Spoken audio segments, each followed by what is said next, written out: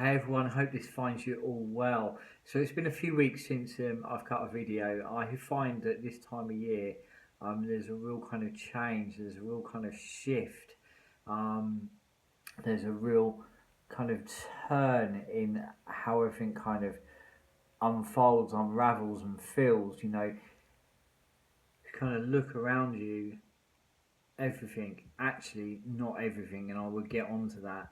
What I was going to say, everything begins to slow down, but not everything does. Okay, what begins to slow down is the natural world. Okay, so um, within nature at this time of year, the natural world, depending what side of the equator you live on, the natural world is beginning to kind of slow down. It's beginning to soften. It's beginning to just gently fall to sleep. Um, and that has an effect on us. And, like I said, not everything does slow down because, you know, so many people, so many of us go against the tide and we working against the tide. But actually, what you're working against is the natural rhythm of things. And as I shared in last few videos, we talked about the kind of natural ebbs and flows and the natural ebbs and flows of the cycles, i.e., the moon cycles. And those of you that are a little bit unsure about that, there's a little bit of science to it. We're around about 60% water. The moon pulls the tides. Well, if we're about 60% water, then the moon's going to naturally affect us. So, these natural ebbs and flows without a doubt have an effect on us, and it's are we working with it or are we working against it? And of course we live in a construct, we live in a society that everything's movement. You wake up in the morning and you have your coffee to wake you up. Come the end of the day, you might have a chamomile tea to put yourself to sleep. Are we kind of moving with those natural flows? Are we working with them? Are we working against them? And for me, I've kind of been really privileged and honoured to once a week spend time with my dad, who has an ancient woodland, beautiful space, beautiful environment that he has over many years kind of really kind of cultivated, nurtured. He's been the most incredible caretaker. So over this last year of kind of spending, one day a week with him within that environment, I've really seen, the cycles really change. And, I've spent time there many occasions. And sometimes, I've kind of felt as if I was a guest, but over this last year, spending consistent amount of time watching those cycles and seasons change, I feel as if I'm a part of the environment rather than a guest within the environment, if that makes sense. And what begins to happen is as the natural world, begins to slow down, that does have an effect on us. And I kind of find myself feeling that real shift at this time of year, which I think is really important. I'm an ambassador of, on those season changes to take stock. Something that I've done over the years is try to get out within the natural world on those season changes and just gently take stock. Take stock to where you find yourself, what has been your trials and tribulations over the last 3 months, what has been your joys and successes, and importantly, what can you take from them? What have they taught you, and how you're going to apply it as you go forwards, what changes you're going to make as you go forward. So it's a really powerful time to take stock. Importantly as well, I kind of find that there is this natural, even if we kind of fight it or we try and work against it, remember you're working against a natural order, you're working against what is natural, you're working against yourself. Is there is this pull to go inwards, and for me, it's an incredibly busy time with consultations because naturally people are going inwardly. They're not distracted by those long summer days. They're becoming more introspective. They're going inwardly and they're facing what's there. and that stirs up a lot of questions. So I find myself incredibly busy at this time, supporting and nurturing the answers to those questions. Encouraging people to kind of really ask those big questions and get underneath why those questions are being asked in the first place. So it's a kind of shift, a time of shift. So that would be one of the reasons why I've kind of allowed a pause within the videos. As we go forwards, there's some real kind of punchy content that I'm going to share with you. I'm going to kind of introduce some new aspects as well that I feel that are going to be very beneficial for people to kind of be able to kind of navigate those cycles of time as well.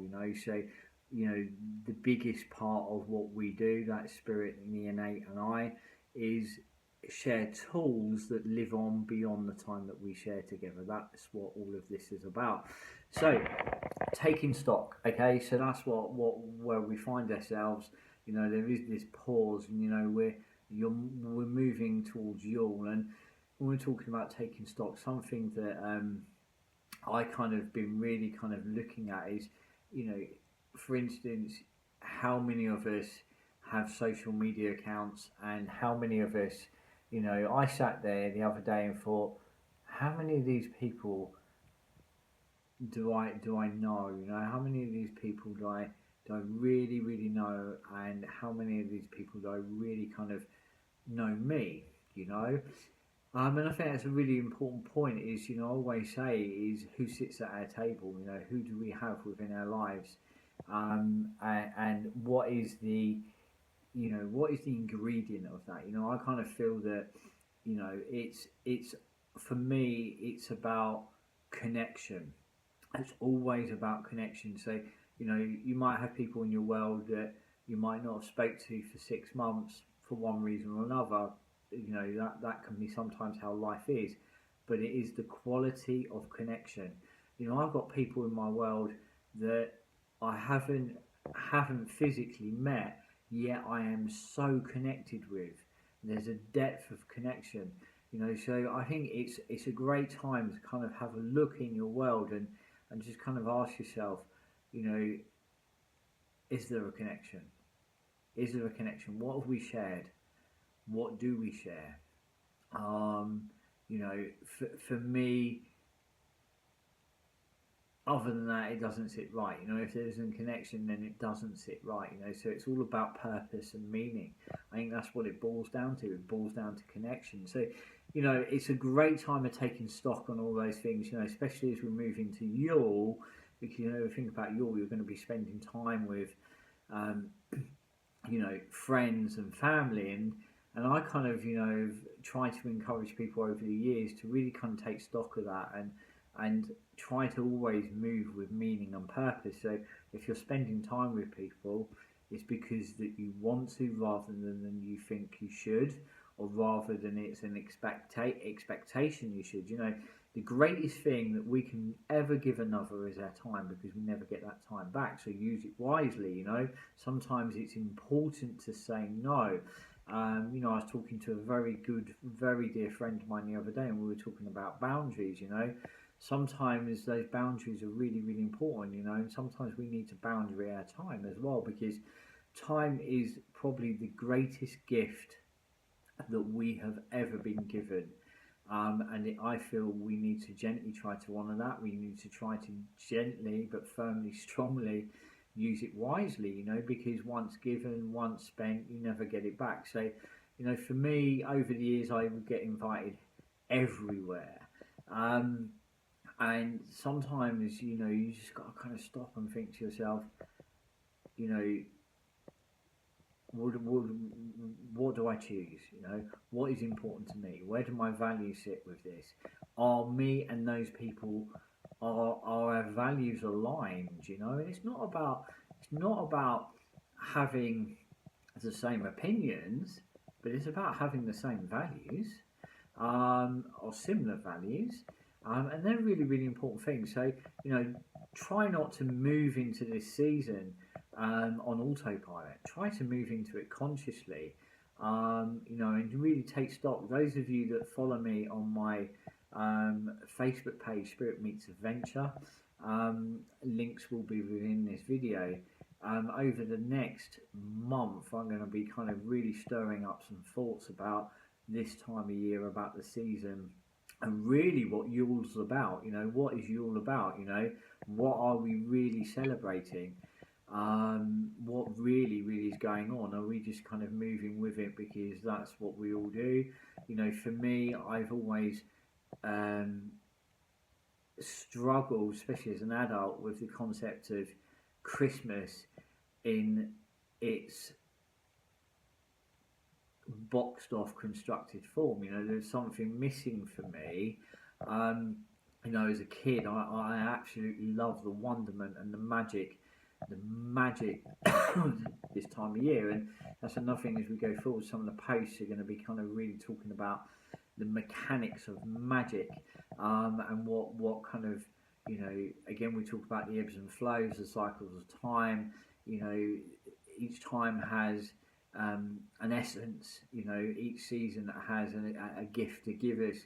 Um, each cycle has a magical quality to it. You know, and you know, kind of think, if you think at this time of year, you know, magic is kind of more apparent in the world. You know, from the stories that are told to the movies that we watch, to the things that we see. You know, there's a more, it's more visual. You know, it's more visual. But what is driving that underneath? You know, so you know, I'm going to be kind of exploring that with you guys as well.